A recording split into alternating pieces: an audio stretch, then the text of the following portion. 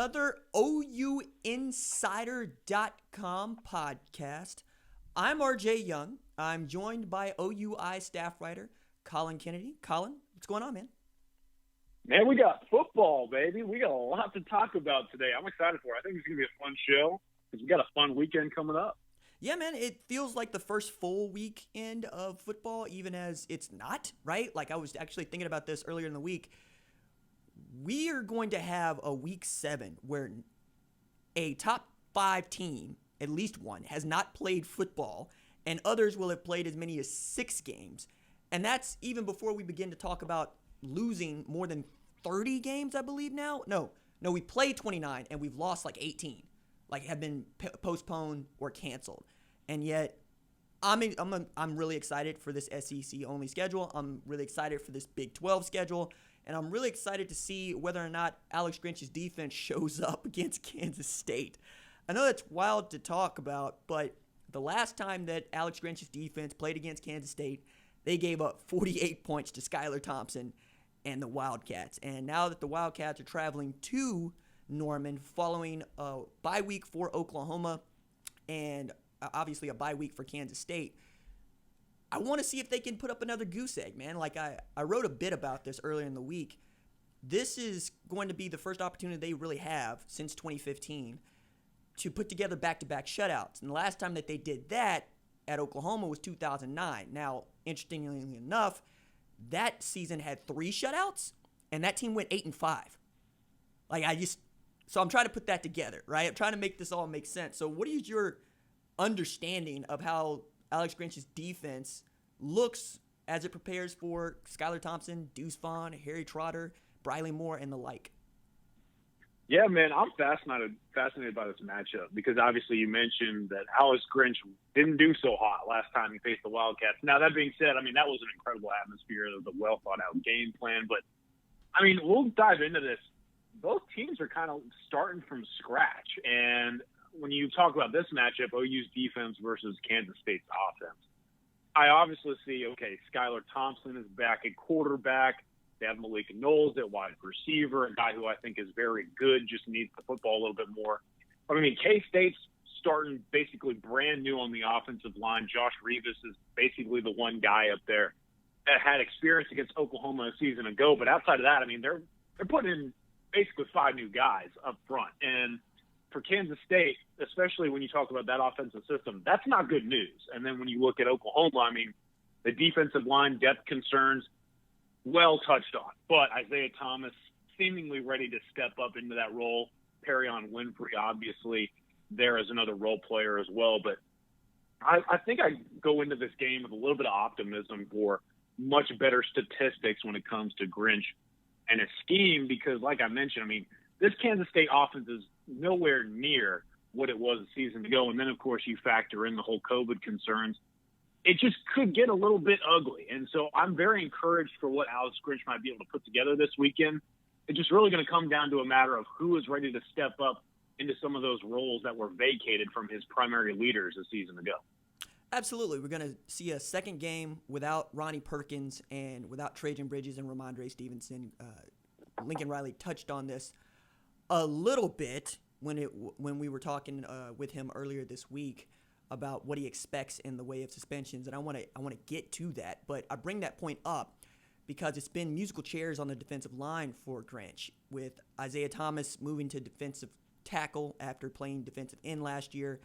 You're really expecting guys like Corey Robertson to be back into the fold, as well as Marcus Stripling, who I absolutely adore as a pass rusher. He has what I thought was the fastest get-off I've seen from a dude weighing 260 pounds in some time. And, of course, we're going to watch LaRon Stokes and see what he's able to provide as well. Nick Benito and John Michael Terry, I think, are going to have big roles in this game, too, as Kansas State likes to go with some big personnel, and they're probably going to try to run the football even more than they pass it, even with that new offensive line. But I would ask you this question. Do you think that this is a prove-it game for Brian Asamoah? Because after the way he played against Missouri State, taking over that will linebacker position and really playing it in the same way that Kenneth Murray Jr. was allowed to play it last year, do you think this is a prove-it and perhaps a star turn for the former tailback in high school? I love the question, and I'm glad that you brought it up. I would definitely be concerned if Brian Asamoah isn't stuffing the stat sheet on Saturday. And I think, like I mentioned, when you talk about Kansas State and that basically brand-new offensive line, then they're bringing in Harry Trotter as basically that veteran running back for K-State.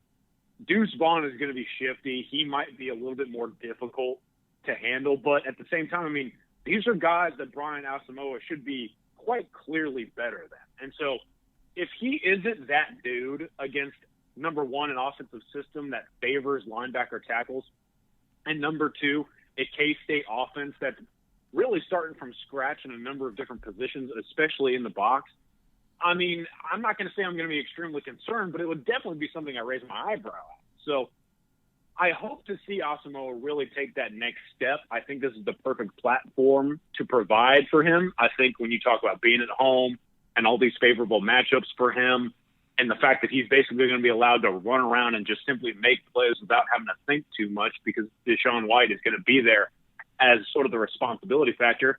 Yeah, I'm hoping to see Brian Asamoah really have a standout performance on Saturday. And if he doesn't, I mean, when is it going to come, you know? I think we have some time to wait for him to mature, and I think he's going to get more opportunities. If anything, I would love to see guys like Jamal Morris and Robert Barnes get some run at those linebacker positions. If no other reason, then I just want to see him play it, right? It's an interesting thought to drop down your strong safeties to be inside linebackers, right? Which is what Delarian Turner-Yell turned out to be, is basically a real box safety, which is to say a slender linebacker, maybe an overgrown strong safety. On the other side of the ball, the question is, can Spencer Rattler do it again, right? I talked with some Kansas State folks earlier this week, and I want to get into what you learned from Tim Fitzgerald at Go PowerCat about the defensive back situation at Kansas State. Number one, they didn't play very well against an Arkansas State team that had their way with them with over 300 yards passing. And, of course, Rashad Paul and Jonathan Adams both were just working K-State defensive backs. And then you add to that, it's Spencer Rattler back there who has shown the goods, along with Charleston Rambo, Marvin Mims, who is apparently a sub 4.4 guy, along with guys like Austin Stogner. It feels like Oklahoma should be able to put up 50 if they want to. But again, it's a real step up in competition, not just because it's FCS to FBS, but because it is a 1-10 team with a new head coach to a national champion winning head coach with like 5 rings who knows how to scheme, and they know how to put together coverages that could, I think, confuse Rattler. So what's your feel on how the offense is going to attack the defense? Yeah, this is what I really am excited to see, because I feel like I have a pretty good grasp of what this K-State team as a whole basically is. And I'm really interested because you brought up the defensive backs, right? And the basic fact that Oklahoma should have a field day. Here's the thing. Like, when I'm watching that K-State versus Arkansas State game live, I'm sitting to myself thinking, these K-State cornerbacks are not getting just flat out burned. Like, they're in the mix, but it's just a matter of fact of they were getting beaten competitive plays, and Jonathan Adams Jr. was just making them look silly with some of these incredible contested catches. Like, K-State cornerbacks were there, and I think when you talk about a defensive scheme under new defensive coordinator Joe Klanderman that wants to be quote-unquote aggressive, my big thing here is, okay, if Kansas State cornerbacks, from my perspective, and you could have a disagreement here, but from my perspective, if K-State cornerbacks were in position to make plays, and they just didn't make them in those competitive situations, and Joe Klanderman hasn't necessarily revealed the entirety of his quote-unquote aggressive schematics, I mean, what is Oklahoma in here for? This is, to me, a brand new slate when it comes to OU's offense versus K-State defense, because you're talking about Spencer Rattler at quarterback, who's going to go brand new into the situation, basically starting clean at running back. The offensive line is back for sure, but hey, man, Wyatt Hubert has a chance to be real special in this game, and I think we'll touch on some of the matchups we're keeping an eye on moving forward. But my big thing here is, okay, if Kansas State saved all of its plans for this Oklahoma game, and those cornerbacks were still able to just show at least some sort of resistance even in a losing effort, Like, is this a matchup that we're kind of sleeping on? Because Klanderman was an in-house hire. He was promoted from the defensive back positioning. And I think for him to be a guy who witnessed what took place last year in Manhattan and to understand what worked and didn't work, even though, hey, man, we talk about Alex Grinch giving up 48 points. I mean, what did Oklahoma end up scoring offensively? 45, something crazy? I mean, this to me is just a brand new game when it comes to K-State defense versus Oklahoma offense. And I'm really wanting to see what this K-State defensive unit actually is, because I don't think we saw completely what they're made of in that opener against Arkansas State. They put up 41 against Scotty Hazelton's defense. Scotty Hazelton, like Klanderman, came from North Dakota State. Hazelton is now defensive coordinator at Michigan State. I'm actually really excited to see what they look like because Mel Tucker's the head coach, and they're going to hang their hat on defense. But to Klanderman, I think they're just going to run what they've been running. Like, this is a group of coaches that believe in themselves, right? Like Courtney Messingham, we thought last year would have been on the hot seat. And then his offense puts up 48 on Oklahoma, which in 2019 is still kind of a feat, right? It's not the feat that it might have been in 2019, but let's not pretend that Iowa State didn't put up 41 or that LSU didn't put up 63. However, I think you make a point in that everybody's turning over their personnel. So I think that the coaches know what they're looking at, but do the players know what they're looking at? Do they understand what Oklahoma wants to do offensively? And does Oklahoma understand what Kansas State wants to do defensively? Because I think the same tenets of Kansas State football that were in place in the Bill Snyder era still apply in the Chris Kleiman era, which is to say we're not going to beat ourselves. We're not going to pick up a bunch of penalties. We're going to tackle, we're going to wrap up, and we're going to put you on the ground. And if we're able to do that, we get you into third and long situations. We like our chances there. And on the money downs, that's where I think Kansas State has a chance to stay in this game. Because if you're forcing Rattler to throw the ball, great, right? I mean, that's what you were going to want to do, because if you let Oklahoma run the ball, they're going to throw it anywhere they want to, whenever they want to. The best you can hope for is to be able to guess accurately whether or not it's a run or pass situation. On third and short, you don't know what you're going to get. And in the age where we're seeing more coaches depend on the analytics of what they should be doing on fourth down, depending on down and distance and how close you are to your own goal line, I would not put it past a Lincoln Riley to go for it on fourths in some instances. So again, you just want to get them in third and long situations, which means you got to stuff the run, which means you probably have to devote one more body to the box than you might normally, just to be sure that you get one-on-one matchups. Because if you think that the K-State D-backs were there and Klanderman and his secondary coach agree with you, I like that matchup then. I'm going to put my upperclassman on the true freshman in Marvin Mims, and I'm going to say, okay, I'm going to take him away. I'm going to take him away. I'm going to try to take Charleston Rambo away, and I'm going to make you beat me with your H-back and your tight end. That's what I would choose to do. Now, are any of these great choices? No, because it's an Oklahoma offense. It's a Lincoln Riley offense. But if it can be put together, it can be picked apart. Do you understand what I mean? Yeah, and I think when you bring up, okay, taking the run away versus taking the pass away, something that I'm really keeping my eye on and something I wrote down in kind of my Big 12 recap that I've been doing, I was very interested in the first edition of Joe Klanderman's defensive system, seeing a little bit more of linebackers lined up in the A-gaps for K-State against Arkansas State. That wasn't necessarily something that I remember them doing a ton last year, specifically against Oklahoma. But that is definitely a lineup that can confuse some quarterbacks and offensive linemen. And so if you're Spencer Rattler or if you're Oklahoma's running backs and you see those guys lined up in the A-gaps a little bit more frequently, maybe that's something that these guys have to adjust to. And so when you talk about how they're going to go about trying to shut down some sort of aspect of Lincoln Riley's offense, I want to see what and how Oklahoma's offense handles the potential for those linebackers to not only be lined up in the A-gaps, but come straight downhill and try to be disruptive. Because, again, K-State's only going to have the opportunity to win this football game if that defense finds some way to create some sort of mismatch or create some sort of mistake.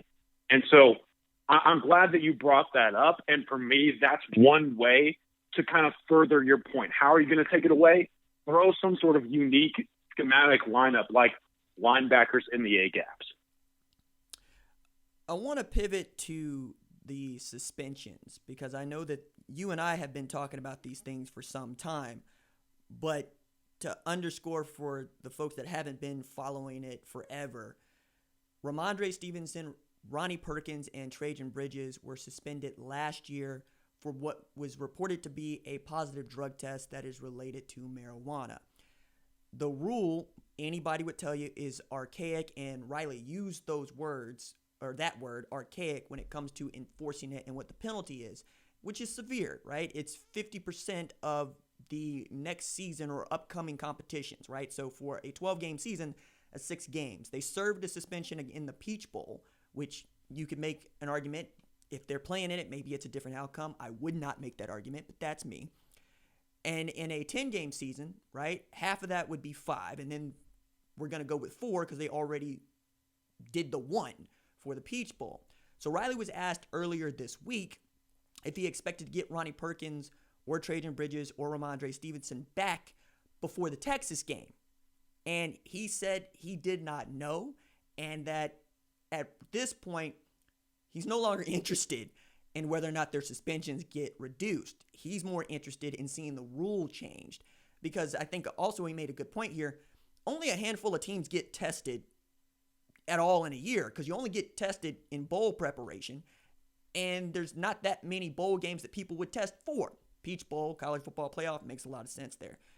So I'm going to ask you, Colin, how do you feel about the suspensions? And do you think that Riley is right to just say, we're going to continue to work as if those guys can't help us during games, but obviously are able to help us in practice? Well, it's certainly the right approach here from Lincoln Riley, but it's complete BS on the account of the NCAA. And I'm glad that Riley is seeing this from a larger perspective, because it's a rule that is just awful. I mean, I don't understand why, when you talk about, okay, the use of marijuana or whatever, how in this day and age can we truly consider that to be some sort of major infraction? I just don't get it. And so I could go on and on that account. But for Riley, I mean, what are you going to do? I really don't know at this point how you can sit here and approach a situation like that, because the NCAA has just gone about this whole situation of 2020 without much true involvement. I mean, they just kind of thrown something at the fire and seen what happens. But when it comes to stuff like this, I mean, it's clear that this is very low on their totem pole. So I'm glad that Riley's saying, you know what, we're going to have to cut our losses here. But at the same time, we hope to see this never happen again, not only to our players, but to anyone of the like. And so, look, man, we really don't know what's going to happen for these guys. I hope just for their sake that they are able to get back on the field very soon. I don't know that that's going to happen, but at the same time, I do hope that this is a learning experience for the NCAA, and at some point they say, hey, maybe that was a misstep, and as a result, we get guys in a better position moving forward to where something like this doesn't completely throw their college career off the tracks. I wanted to bring up in this segment also where we are in relation to players, player-athlete rights, and social issues, because this has been a thing with Kansas State, and we're going to see it be a thing with Oklahoma. Kansas State had its unity game against Arkansas State where players wore BLM patches and they played Lift Every Voice and Sing during the pregame, which is known as the Black National Anthem. It's a really fantastic song, and I would encourage everyone to learn the lyrics, because I think first and second verse in particular are pretty damn good. Kansas State got backlash from its season ticket holders, and in a letter writing campaign, people said that they were canceling their season tickets because BLM was on the shoulder pads of their players, and because they did not feel that the support of an organization is what they signed up for, to which Gene Taylor, the athletic director at Kansas State, made pains to say, hey, look, we're not supporting any organization. We are supporting our players who are saying that they are in pain. And I don't think that's a hard thing to do, to stand behind your players. It's not a hard thing to call out racist. It's also not the easiest thing to pick fights with your family about some issues in which they might be awful people, but they also support the team that you like. This week, we're going to probably see Oklahoma wear a black stripe down the middle of its white helmet, which to me signifies Rough Rider themed look for them, right? And that black stripe is also going to be a part of their unity game. Do you think that putting the black stripe is a great compromise as opposed to putting a BLM patch on the jerseys? Do you think that fans are going to react the way that you and I might react, which is to say, cool, we get to stand with the players, we get to support them on this? Or do you think we could see something similar like what we saw at Kansas State? I think there's going to be both ends of the seesaw here. I mean, obviously there's a spectrum to any of these things. But I appreciate the fact that Oklahoma is taking this step. And if I remember correctly, I'd have to go back and look, but there's like a unity sticker on the back of those helmets. Yes, you're right. I mean, look, I'm all for being very vocal about, number one, the support of these players, and number two, the support of the idea of, hey, Black Lives Matter. But I do also expect plenty of backlash to match some of the support that's found in the fan base. And I think anyone that has observed, I don't know, anything that's going on would kind of expect something similar. So I applaud OU's administration for doing something like this. I'm glad that they're still going through it, especially when their opponent faced backlash not too long ago. So we'll see how this thing goes. But at the same time, if this is what they feel is right, then all forces ahead. And I think this is definitely the right move, and I'm glad that they're doing it.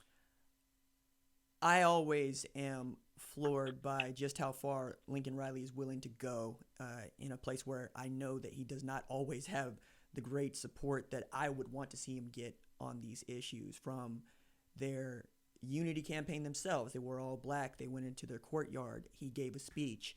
It's not something I'm used to seeing a college football coach do.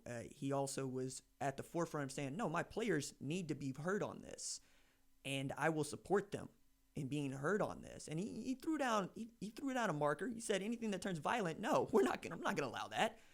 But we've also seen Justin Broyles lead protest in Oklahoma City, and we've seen his players continue to be vocal about it. Creed Humphrey among them, who has been vocal about it. So I'm interested to see how this goes, because I think most people know where I sit on these issues. They're very dear to me, and being able to talk about them with some level of clarity is always difficult. And I appreciate folks for hearing and then trying to be proactive. All right, so from there, I want to go to individual matchups as we see them being interesting in this Oklahoma versus Kansas State game. You have already identified one, I think, that a good football person is going to identify as well. Go ahead, Colin. Tell me what you think the most interesting matchup is for OU Kansas State. Yeah, for me, man, it's Wyatt Hubert, the standout defensive end for Kansas State, against whoever the hell is playing left tackle for OU. I mean, obviously, last week or 2 weeks ago, it was Adrian Ely sliding over from right to left. Eric Swenson has the ability to get there. Stacey Wilkins could be back. But, I mean, true freshman Anton Harrison was slated to start that position. And if he is back with no prior game experience, going up against Wyatt Hubert, one of, if not the best defensive end in the Big 12, that's a big deal for me, man. Like, Hubert, he is an absolute force. He's continued to build himself up to look like an NFL guy.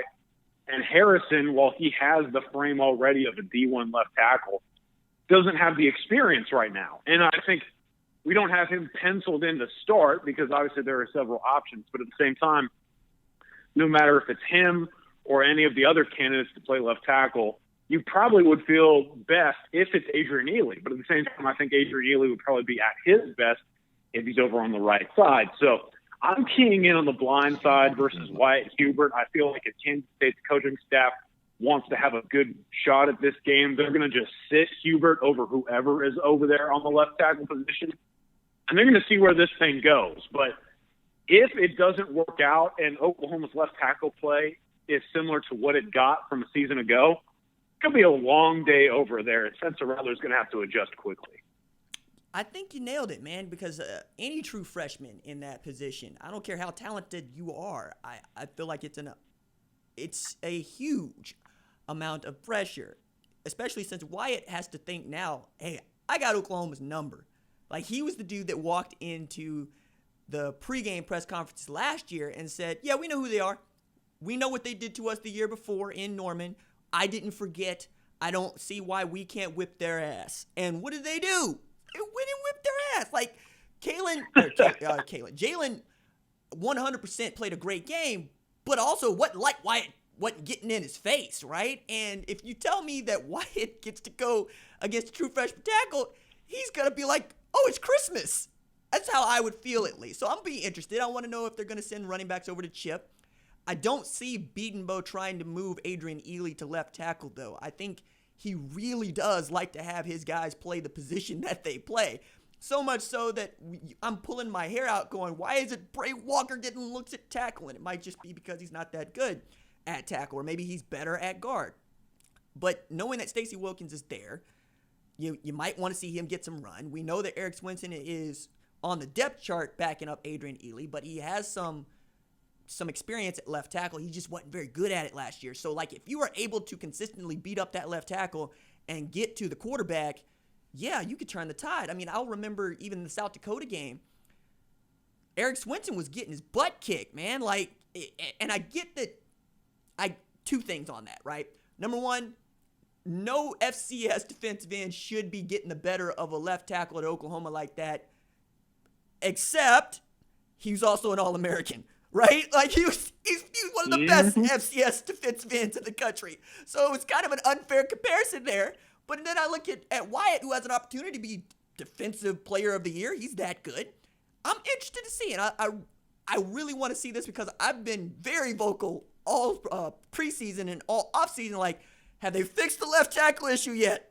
Because, like, Swinson's still there, and you moved a guard over to take that spot because he was so bad. So you need Walker to be good. You need Stacey Wilkins to be good. And then the fact that Anton Harrison is listed as a starting tackle tells me he's either that good or they're really that bad.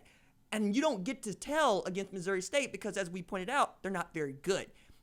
For me, I want to really see Spencer Rattler versus defensive tackle. And let me unpack that. I think if I'm Lincoln Riley and I know what Kansas State likes to do and I know how I was able to beat them, I'm probably going to put in run-pass option, and I'm probably going to put in a couple of zone reads to leave that defensive tackle to read, right? I want to know if that defensive tackle knows his keys. Because if he doesn't, I have an opportunity to put the ball into the halfback's stomach and let him go at the middle of your defense and then get you on the back foot, go fast, and go score. And if Rattler is the runner that many people think he is, it's easy, right? If that dude crashes down, go. And if you go and you get down, great. I understand you don't want to get the dude hurt, but it's also football, and Riley's been the first person to say, you want a guy back there who's not a statue. You need a guy that can get you out of bad situations. You need a guy whose legs the defense has to respect, because it's just one more thing for them to think about, and it's one more thing to add to your arsenal, whether it be bootleg play action that you can get into, or whether it be sprint stuff you can get into, or whether it's just straight up quarterback power or quarterback counter, which is the thing that they did with Jalen Hurts last year. I understand that's a reach for some people, but I mean, I'm not looking to give you something that I thought was boring. Like, I really like to see Charleston Rambo against these defense backs. We kind of touched on it, but outside of left tackle, right?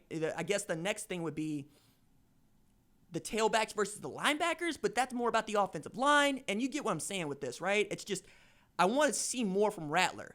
I want to see if Riley trusts him as much as, quite frankly, I think he would trust Tanner Mordecai. Like, there's a great discussion to be had about who's the more athletic quarterback, Tanner Mordecai or Spencer Rattler? Because if I look at the player athletic index by tracking football, you'll see that the two most athletic players on the team are Marcus Hicks at number 1 and Tanner Mordecai at number 2. And anybody that's seen that dude down at Waco Midway knows he can move. So would you trust Mordecai to do the same things that I'm asking Rattler to do? Yes. But vice versa? I don't know that we have an answer for that. I would like to get an answer versus Kansas State.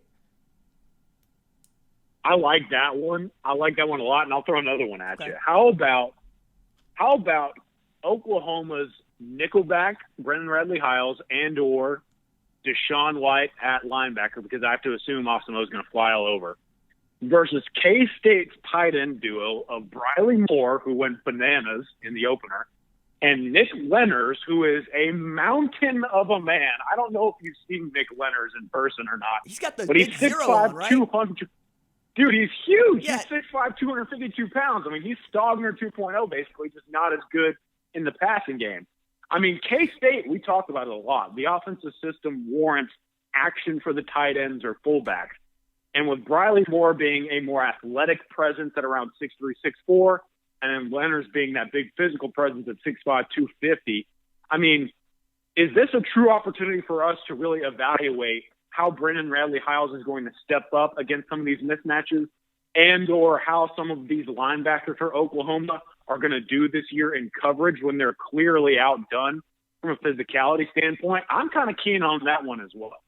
I think it's a good point. I would also add here, Briley Moore is one of the 95 FCS transfers that we have seen so far this season, with a bunch of these guys going to FBS programs.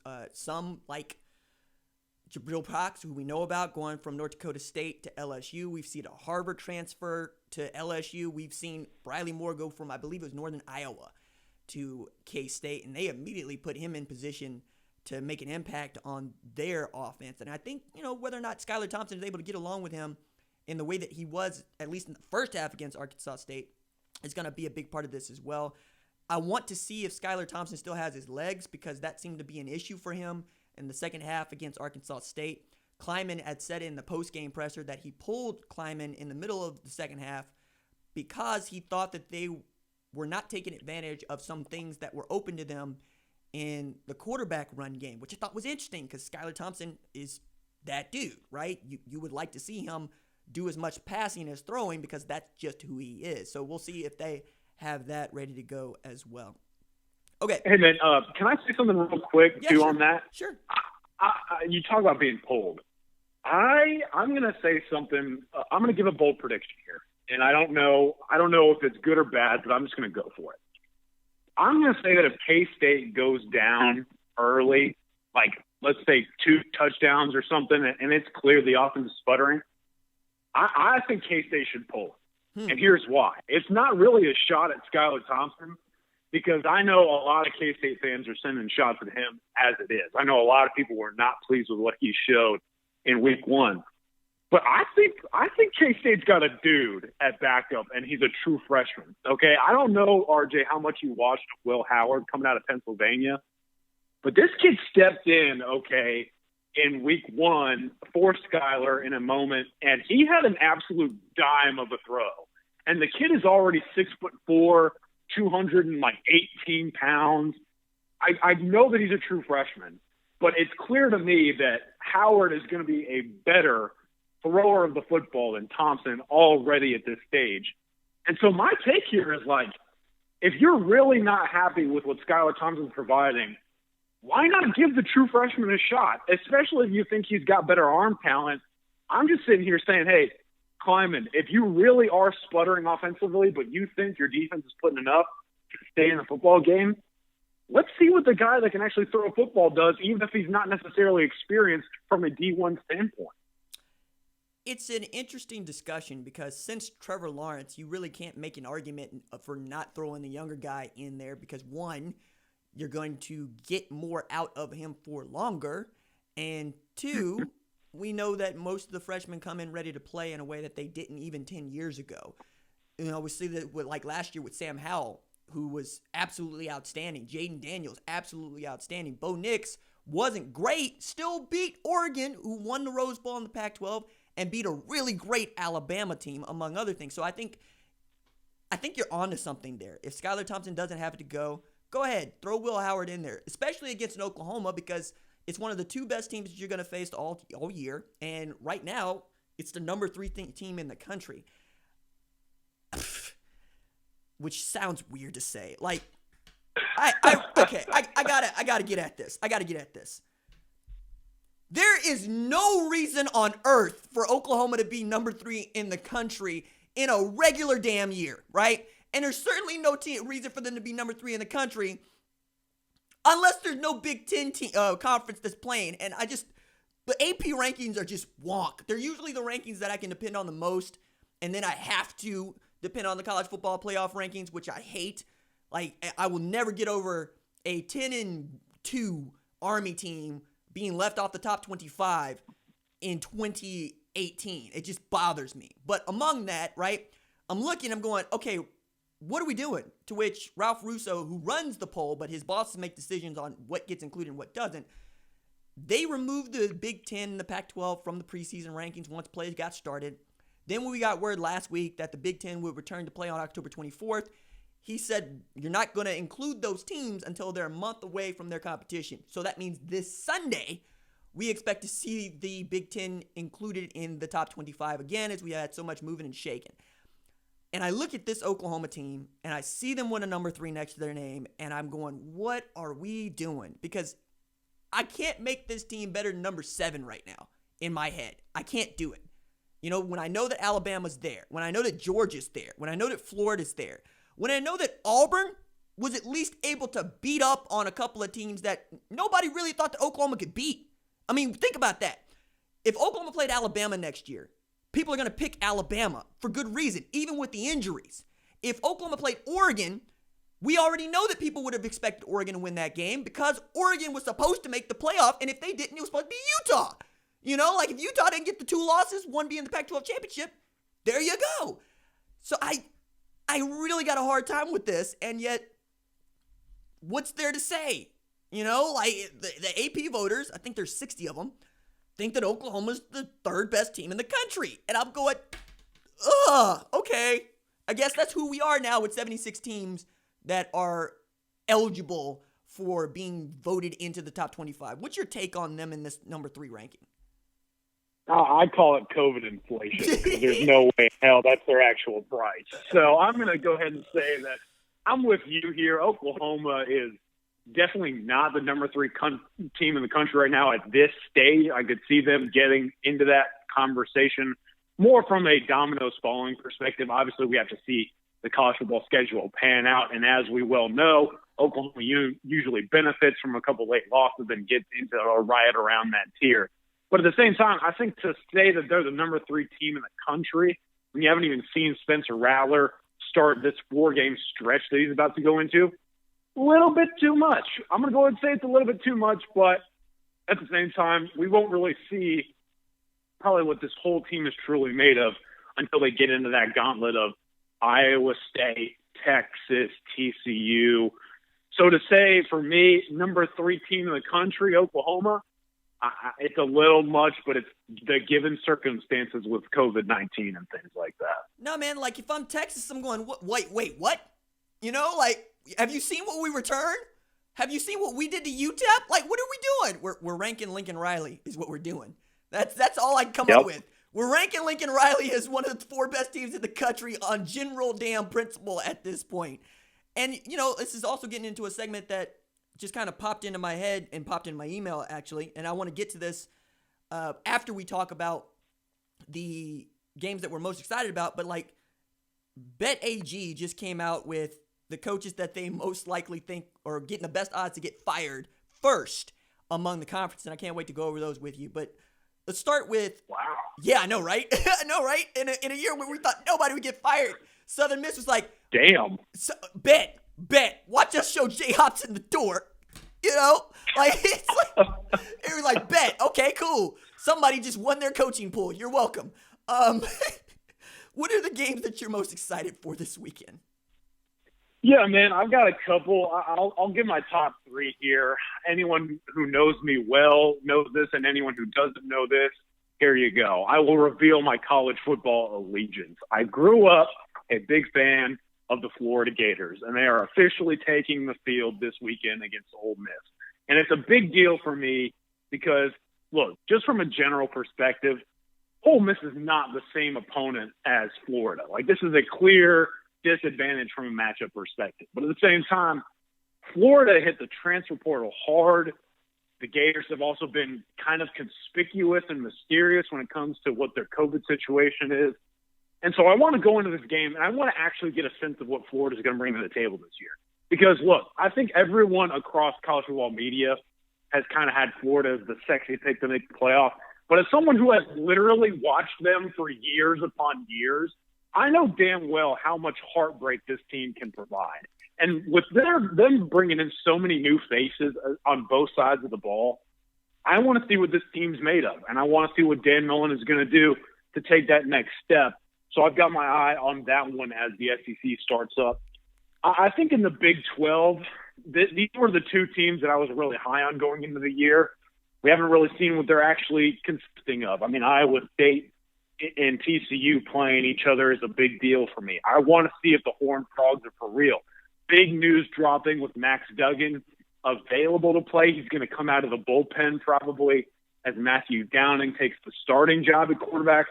But if TCU can go into this game against Iowa State and beat the Cyclones, who a lot of people had as kind of that sleeper contender in the Big 12, and they can beat Iowa State with specifically the run game, that's going to speak a lot to me because I don't doubt TCU's defense. I know they have dudes at wide receiver and tight end. But if these running backs with Zach Evans and the other younger guys who are now going to have to step up can carry the load and make sure that TCU is more of a ground and pound offensive system this year, I'm going to keep rolling with the TCU hype train, and I've still got them as the bandwagon leader to potentially make some serious upsets created within the conference. And then for me, the game that nobody is talking about, but I am so excited to see, man, I mentioned it to you in the pre-show, Army and Cincinnati are playing this weekend in a ranked matchup, and I feel like nobody is talking about it. Like, that's a huge deal, especially because some people went as far to put Cincinnati in the playoff. Okay, I'll say it again. They have Cincinnati in the playoff, and they're going to play Army, a team that gives everyone a scare. I'm looking at those three games, and I'm really excited to watch them this weekend. I mean, those same people put Oklahoma State in the playoff. So, like, I mean, I always get smoke from people who are saying, you talk about rankings in September. I love talking about rankings, all right? If you don't like talking about rankings, this is not going to be the show for you. I love talking about rankings at any point. It's one of my favorite segments to do. But to your point, like, Cincinnati versus Army, that's a show your cards game, man. Like, Army has to win it to have any chance of us even talking about them at all the remainder of this season. Cincy has to win it for the Americans' reputation and for their own. Like, quite honestly, we don't give a damn about you beating up on Austin Peay. Nobody does, right? And Luke Fickell, who has built his program and reputation on being hard-nosed, physical, we play defense, we are going to stack up against the run, and we're not going to let you do that, gets to see what that looks like against West Point. And I've been a Marcus Freeman truther. Like, between Marcus Freeman and Buki, I bought all the stock, right? I believe that Marcus Freeman is the next up-and-coming head coach / defense coordinator. I think he's just waiting on the right move, perhaps even at Ohio State because he used to play there. But Freeman has done nothing but put together outstanding defenses and really been the backbone of that program.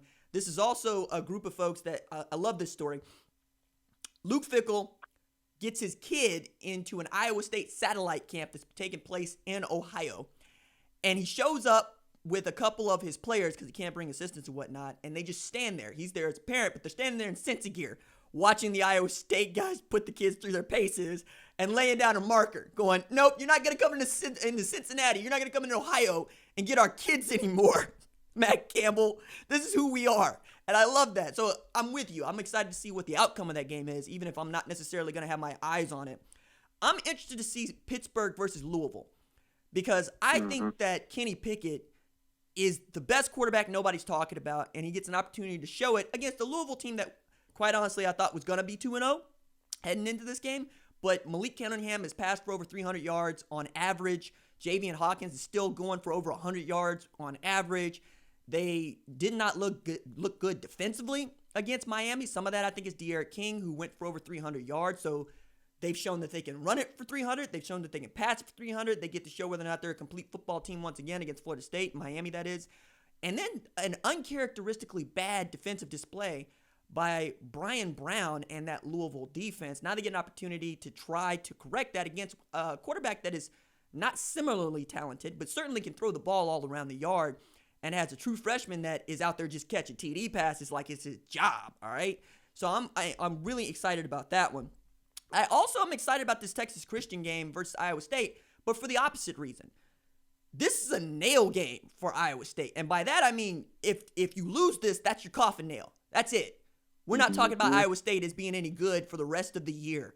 You have to win this game. And for Texas Christian, you got to win this game too. But do you have to win it in the way that Iowa State has to? No, because you didn't lose to Louisiana Lafayette. You would have taken that L to SMU. I'm going to say that.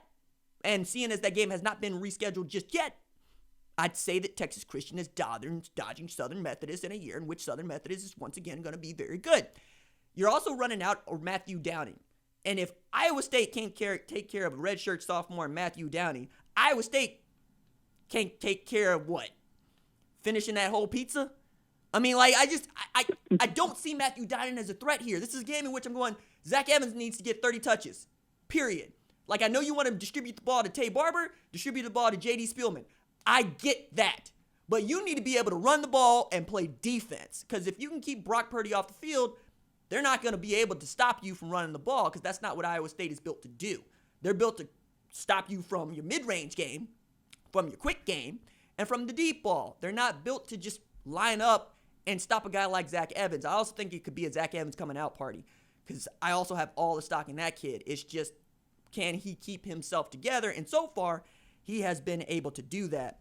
And then I was looking up and down the roster of games for this weekend. And yes, we keep talking about the SEC. I want to see Kentucky and Auburn. Del City stand up. You got a dude that I think is a good enough quarterback at Terry Wilson to go get a win against Auburn and Bo Nix.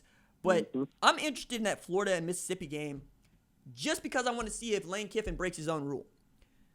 Lane Kiffin employed 2 quarterbacks at USC. He got fired that year. Okay?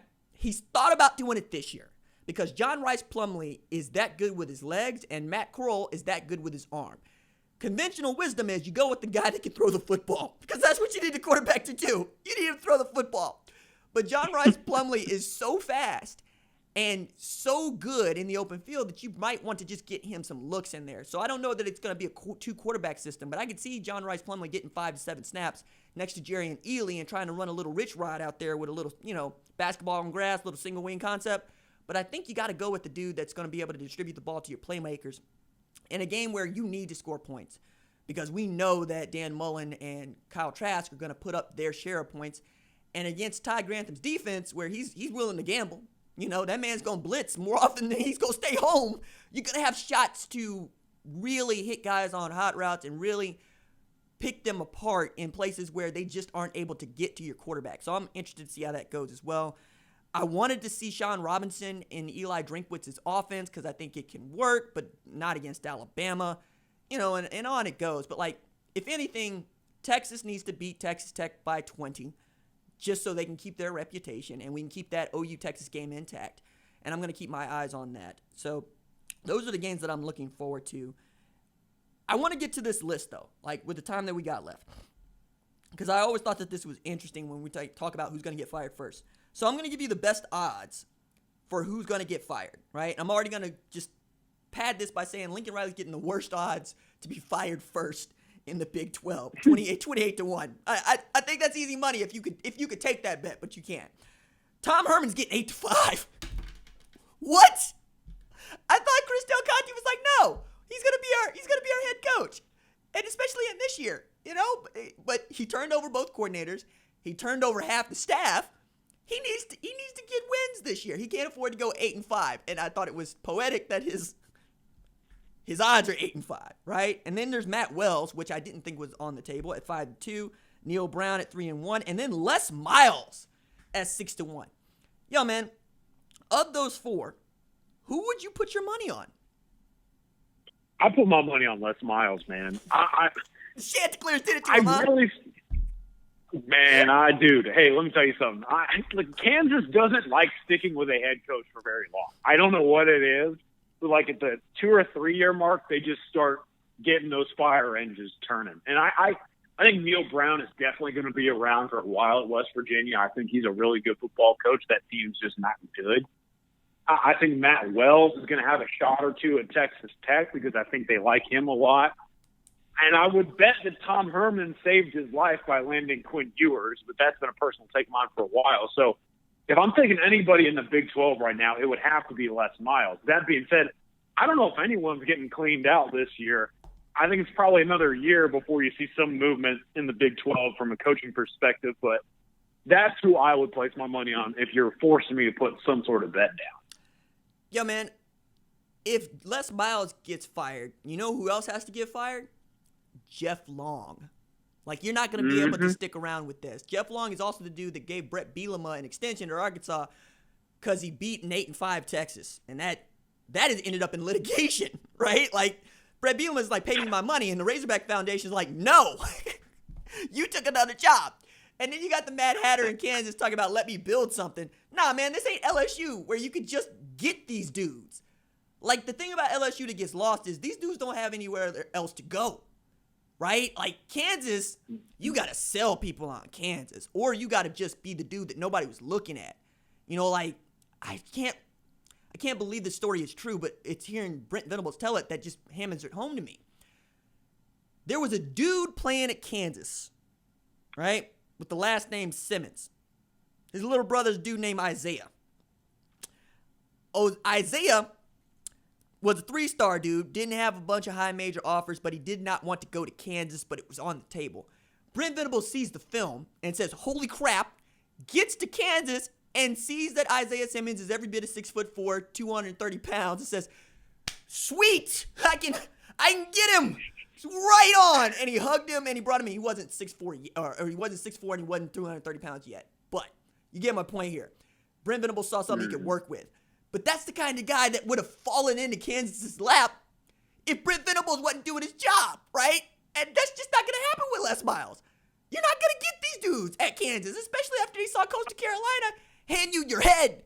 So, like, I can get on board with Les Miles being the dude, being the first to go out of this group, because I think Neil Brown has actually built himself a solid reputation in West Virginia in a little amount of time. I also think that, you know, if Mike Holder had the money to fire Mike Gundy over the summer, that would have been done, right? Instead, he was able to extract $1 million and get him to end that rollover clause of 5-year contract to just the next 4 years, which means that Gundy would probably get to retire about the same time that Gunner, his son, would graduate from Oklahoma State. So that's in there. A couple others that I wanted to mention across the conferences. Dino Babers getting the best odds in the ACC to go first at 8-5. And then in the Big Ten, Lovie Smith at 2-1. My God, ouch. Scott Frost at 9-4. Jim Harbaugh at 5-1. And then the SEC, Will Muschamp's getting 2-1. Derek Mason getting 9-4. Jeremy Pruitt getting 3-1. So of those dudes that I just mentioned, I'm going to throw Lovie Smith out. Which one of those guys do you think is more likely to get fired? I mean, you took the words right out of my mouth. I was going Lovie Smith hard, man. I don't really know how he still has that job. But I would go with Babers here, man. Because next year. He got a bowl eligible, right? Okay, he but beat like Wisconsin. Let me tell you something, man. That Illinois job, he ain't doing too hot. I mean, like, there's bright spots, but my man could be easily doing much better because the whole NFL rep. But, like, look, okay, I feel bad for Dino, but anyone who listens to the Barton and Bud show knows kind of the point that's been made on him, and I would encourage anyone to go check that out as well. Like, Barton Simmons and Bud Elliott kind of touched on it. Like, Dino inherited some very good talent at Syracuse early on, and ever since then, like, it's just been a further and further waiting period until he actually has to basically win at Syracuse. Like, he had Dungy when he first stepped into the job, and then that upset win over Clemson, if I remember correctly, was like the springboard for him. Like, oh, boom, like he's got Syracuse on lock. Like, they're going to be a good football team. And then ever since then, it's just like the clock has been ticking down until time is up. They actually have to figure out how the hell you win at Syracuse University. And the flat-out point here is that you don't. And I think DeVito, his quarterback, not necessarily being that good. Syracuse could have one of the worst defenses this year in all of college football. And Dino's like a defensive guy. I would put my money on Babers to be out of the job here pretty soon, and I feel bad for him because it's not really his fault. It's more the job. But at the end of the day, man, you got to sign on what you're signing up for. Yeah, man. In because these jobs pay such money, they're paychecks, right? It's like, you're gonna pay me what to do what? Cool. I'll take your $5 million annually. I'll take your $2 million annually to catch 9 losses each year. It's like, sure, great. I'll take that money. This is great. And they had their heir apparent Sterling Gilbert right there, so it's fine. Whatever. That's Colin Kennedy. Follow him on the Twitters at @CKennedy247. That is at @CKennedy247. I have deleted my Twitter account. If you have not actually subscribed to the VIP board at OUInsider.com, I would encourage you to do so. Stays packed with notes, not just from Brandon Drum, who does not sleep, but from Colin Kennedy and from our national writers, guys like Steve Wiltfong, Brandon Huffman, dudes with their finger on the pulse of recruiting. If you are that kind of nut, and I am certainly that kind of nut. We will talk to you guys next week. Deuces.